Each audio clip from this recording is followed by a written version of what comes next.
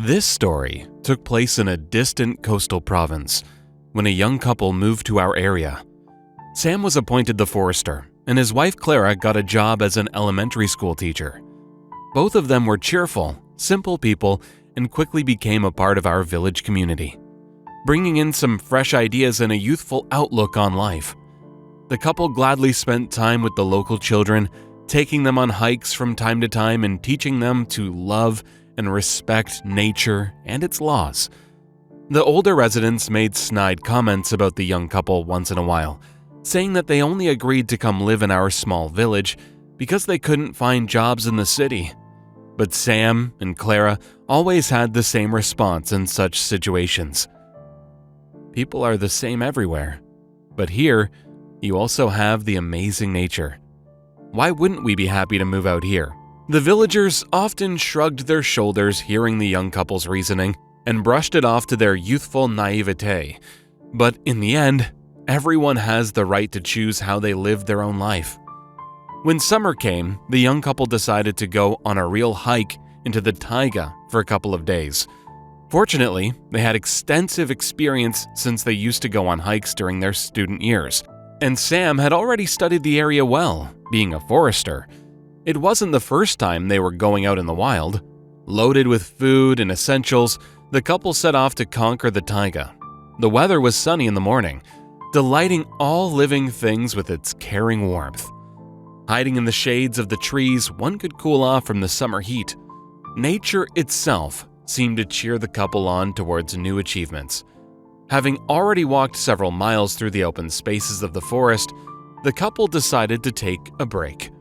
Putting the heavy backpacks under the trunk of a huge fir, Claire began to set up a makeshift table for a snack. She laid out the food and poured some tea, and Sam couldn't take his eyes off his young wife. Even now, with disheveled hair and a flushed face, she seemed like the most beautiful woman in the entire world. He thought back to when he first saw Claire. She was running down the stairs in a light summer dress, and then bumped into Sam. He smiled involuntarily when he remembered how his future wife reacted back at the time. "Could you be more careful?" she asked.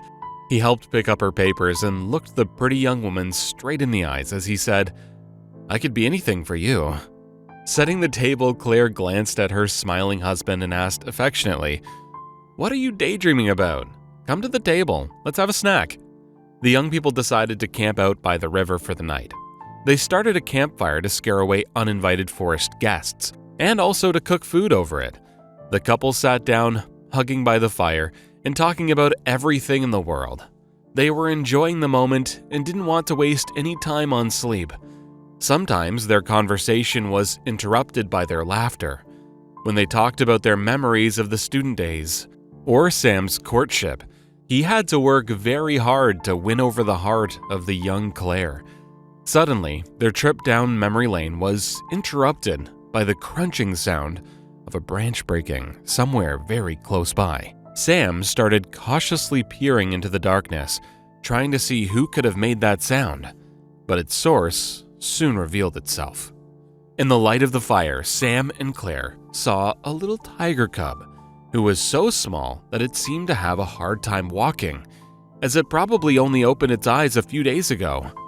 "My God, it's so little," the woman said, looking at the helpless cub.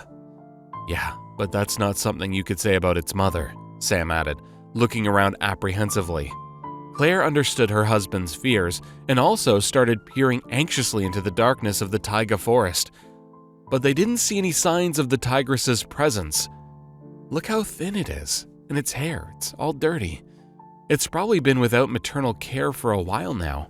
Claire turned to her husband, calming down a little. Sam nodded, agreeing with his wife, but he still added firewood to the fire, believing that it was the only thing that could scare adult predators away from them. The young people shared their food with the tiger cub. The little animal readily devoured everything that the young people offered. The next morning, the couple found their striped friend sleeping peacefully near their tent. Apparently, the animal liked the hospitality of the strangers it encountered, so the tiger cub decided to stay with the friendly couple. Claire broke into a smile when she saw the sleeping cub. She wasn't afraid anymore and picked the predator up, "You are so sweet," she wailed like a little girl, taking a close-up look at the tiger cub. Sam smiled at his wife and then suddenly asked, "What are we going to do with it? It clearly won't be able to survive alone out here, even if we leave it all the food we have."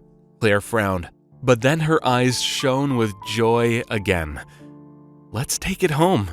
We can raise it like a child," she suggested. Sam simply nodded in agreement. In fact, he didn't expect anything else from his wife, because her infinite kindness was one of the reasons he fell in love with her in the first place. Now the tiger cub lived in the young couple's yard, chasing the chickens and playing with the dog. It didn't look emaciated anymore, because it quickly regained its strength and started growing. Its coat became bright and shiny. Sam and his wife often laughed watching the young predator fool around in the yard, but the man was well aware of the fact that the tiger had no place in the village next to people, because its home was the taiga, and only there could it live its life to the fullest. Claire knew it too, and even despite the tears of parting when they released their furry friend into the taiga, the woman was sure that they were doing the right thing. Over a year had passed since the tiger cub left the taiga. Claire continued to work at the village school, and Sam went around the territory entrusted to him every day, following the order of the local forestry. Without losing their enthusiasm, the young couple decided to celebrate their coming anniversary by rafting down a mountain river. This river wasn't particularly dangerous, but it still had some areas that required extra attention and skills. After launching their two-man kayak into the water, Sam thanked the driver who brought them to their starting point. This time, the couple brought only the necessary things with them so as to not overload their light vessel, especially since their trip was supposed to last only one day. The river met the beginner rafters with almost completely calm waters. There were only occasional ripples running along the surface of the water caused by the light wind, which then gave way to the mirror-like surface. The young people had to work hard to get their kayak to move along the coast. When they reached the rapids, their kayak glided easily downstream, picked up by the water current. So Sam only had to paddle occasionally to set the direction. The boat accelerated and then slowed down alternately, allowing the travelers to enjoy the views of the wild taiga. And the views were definitely worth seeing. The forest thickets were surrounded by mountains up to the very horizon, and the trees seemed to change their color from blue-black to bright green, showing off their beauty. But suddenly, the current got stronger. The water flow picked up the light kayak and spun it like a feather, making it completely impossible to control. "Hold on," Sam yelled to his wife, still struggling with the raging river and trying to change the direction. Claire clung to the side of the boat with both hands and prayed that she wouldn't get thrown overboard during yet another sharp maneuver. Sharp stones protruded along the banks, hinting at the quick demise of those unfortunate enough to get thrown over them. The water suddenly roared and gurgled, foreshadowing the proximity of the rapids.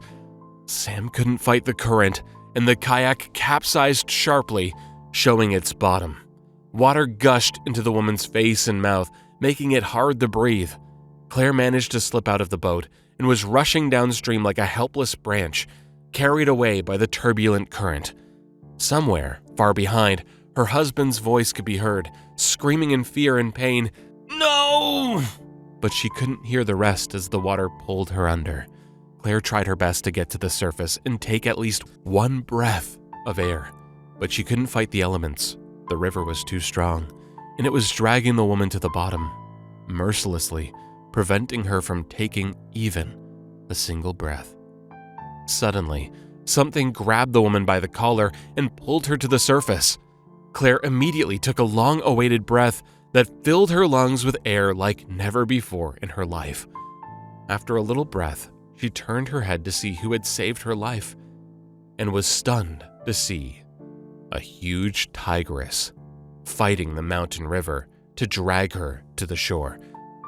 This couldn't be, the woman thought. This is the predator that we once saved in the forest when it was still a little cub. Tears welled up in the woman's eyes when she realized that the tigress had saved her from certain death. Having gotten out of the river, she fearlessly started stroking the wet muzzle of her savior, while the animal purred gently. Sam's voice was soon heard as he struggled to find his beloved. Seeing Claire on the shore with the tigress, the man was speechless for a while. But then he was touched by how the forest predator thanked him. It saved the most important thing in his life, his beloved wife, Claire.